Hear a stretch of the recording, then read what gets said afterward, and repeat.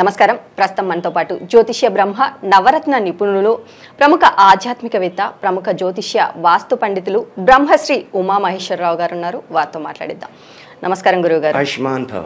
గురుగారు, జూలై నెలలో మరి తులారాశి వారికి ఎలా ఉండబోతుందో తెలియజేయండి. తులారాశి వారికి సప్తమ స్థానమైన మేషరాశిలోని కుజుడు చంద్రుడు దృష్టి తులారాశి మీద ఉంది.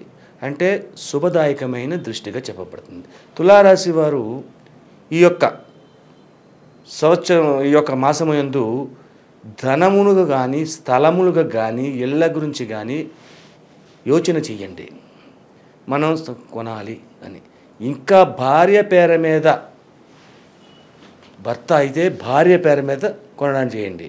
అలాగే భార్య ఉద్యోగం చేస్తుంది, భర్త ఏదో వ్యాపారం చేస్తున్నాడు, భార్యకి ధనం వచ్చింది, భర్త పేరు మీద కొనండి. భార్య అయితే భర్త, భర్త అయితే భార్య. కళత్ర భావ విధానం. అంటే తులారాశికి ధన సప్తమాధిపత్యాన్ని వహించిన వాడు కుజుడు. కుజతత్వం యోగదాయకంగా ఉంది, ఇక్కడ శుభదాయకమైగా ఉంది, శుభగ్రహంగా మారింది.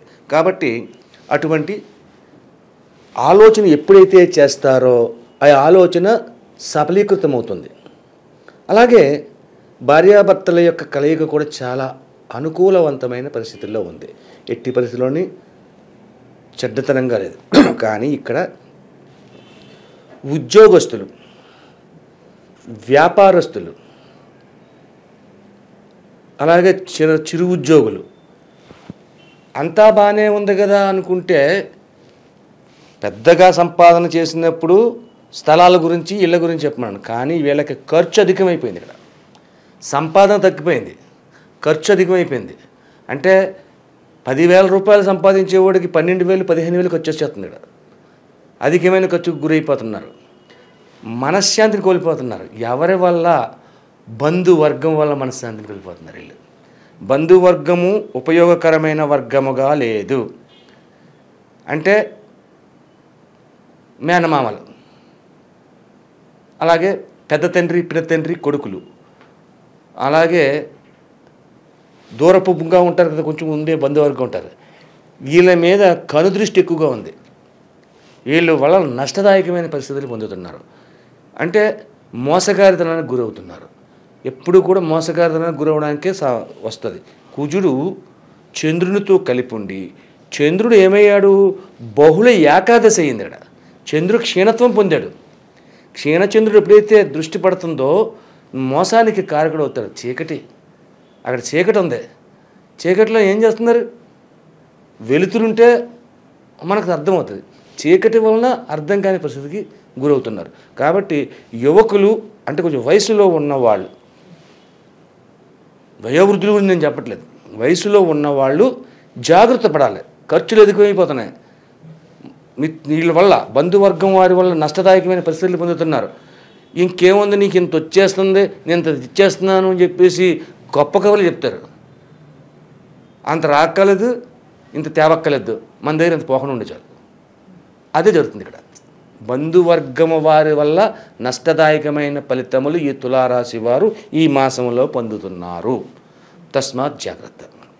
దానికి ఏం చేయాలన్నా తర్వాత చెప్పుకుందాం. ఇక వ్యాపార రంగంలో ఉన్నవారు ఏం చేస్తున్నారు? వ్యాపారం చేయండి, లాభదాయకమైన వ్యాపారాన్ని చేయగలుగుతారు.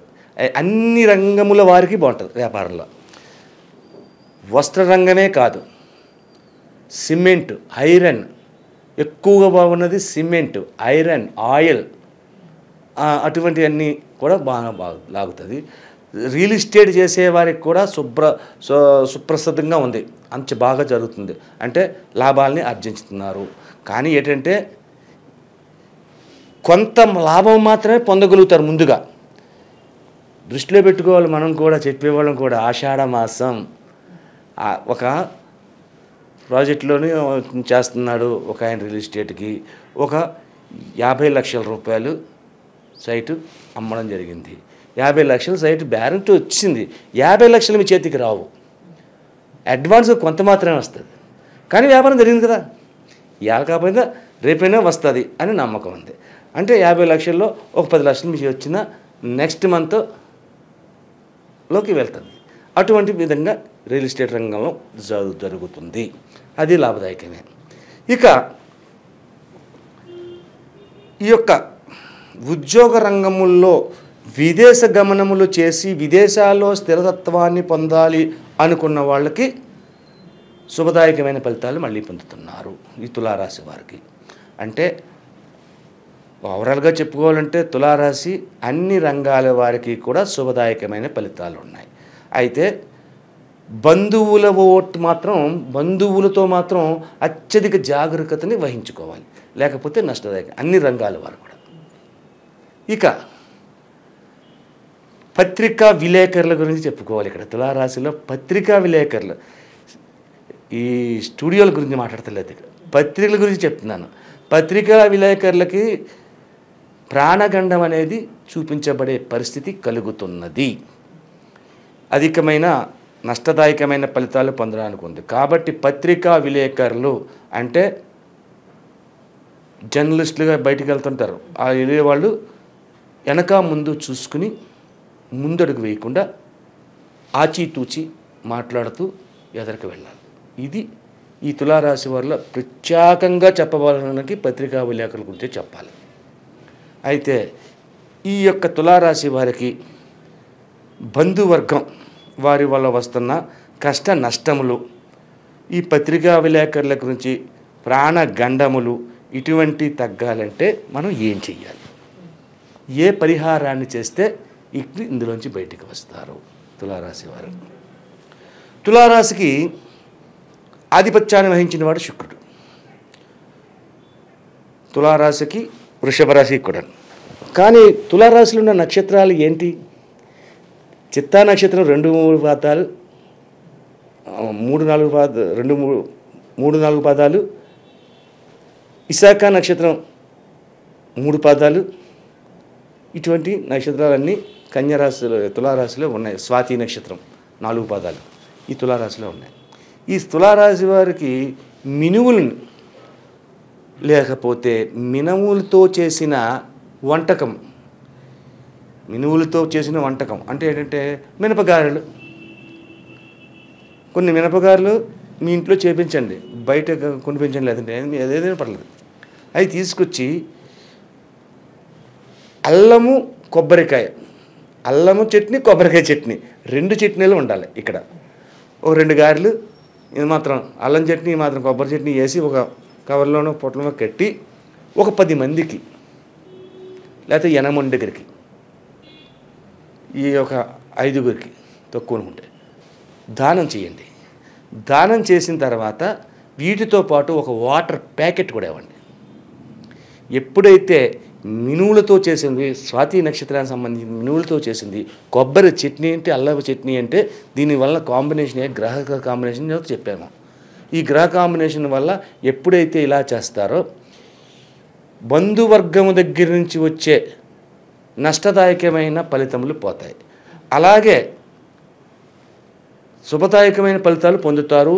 పత్రికా విలేకరులకి మరణతత్వమైన గండం కూడా ఉందని అనుకున్నాం. దానికి అల్లం, కొబ్బరి, మినువులు అంటే రాహు, అల్లం అంటే కేతు వస్తున్నాడు, కొబ్బరి అంటే గురుతత్వం వస్తుంది. ఇవన్నీ ఎప్పుడైతే కలుస్తాయో శుభదాయకమైన ఫలితాలు వస్తాయి. అందువల్ల ఈ యొక్క పరిహారాన్ని చేయండి. ఇక ఈ యొక్క తులారాశి వారు ఈశ్వరతత్వాన్ని తీసుకోండి. ఈశ్వరుని గుడికి వెళ్ళండి. ప్రతి సోమవారం, ఎన్ని సోమవారాలు వస్తాయి అన్ని సోమవారాలు వెళ్ళండి, అభిషేకాలు చేపించండి. అలాగే ఈ పత్రికా విలేకరులు ఎవరైతే ఉన్నారో అభిషేకం చేసే ముందు నవగ్రహముల చుట్టూ 9 ప్రదక్షిణ చేసి మరల కాళ్ళు చేతులు ముఖము కడుక్కుని విభూతిని ధరించి అప్పుడు అభిషేకం చేయించండి. పత్రికా విలేకరులకి ఇది మామూలుగా అభిషేకం చేసుకుంటుంది, సరిపోద్ది. ఈ రకంగా ఎవరైతే పాటిస్తారో ఎటువంటి నష్టదాయకమైన ఫలితములు పొందకుండా శుభదాయకమైన ఫలితాలు పొందగలుగుతారు. అలాగే గురుగారు, తులారాశి వారికి జూలై నెలలో ఎలా ఉండబోతుంది, అలాగే వారు పాటించాల్సిన పరిహారాలు ఏంటి అనేసి చాలా చక్కగా వివరించారు. ధన్యవాదములు.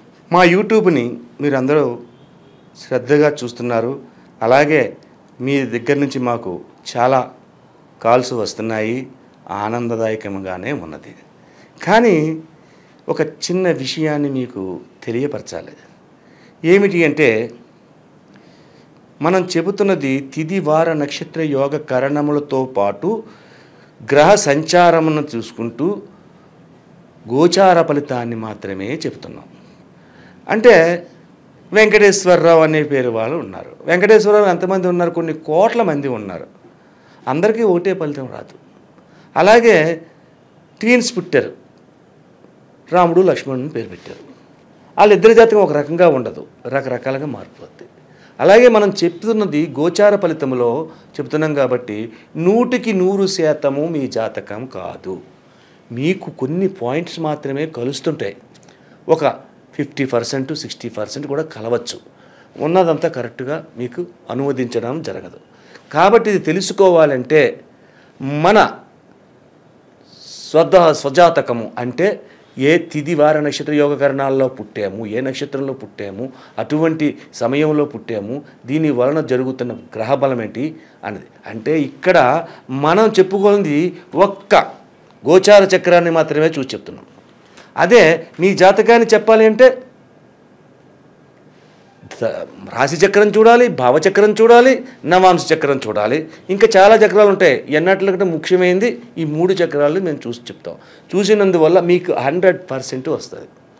దాంతోపాటు మీ ముఖ కవళికలు, మీ ముఖ వర్చస్సు, మీ యొక్క చేతి రేఖలు, మీ యొక్క నాడి, ఇటువంటివన్నీ తెలుసుకుంటే 100% తెలుసుకుని శుభయోగమైన ఫలితాలు పొందుతారు. అదృష్ట రంగులు, అదృష్ట రత్నాలు, అదృష్ట యోగాలు, అదృష్ట వారాలు, అదృష్ట నక్షత్రాలు, కీడు చేసే నక్షత్రాలు, ఇవన్నీ కూడా మీ యొక్క జాతకానికి వస్తాయి. కాబట్టి ఎవరైనా జాతకాన్ని తెలుసుకోవాలంటే జ్యోతిష్యుని దగ్గరికి వెళ్ళి తెలుసుకుంటే మీకు 100% పొందుతారు. నమస్తే.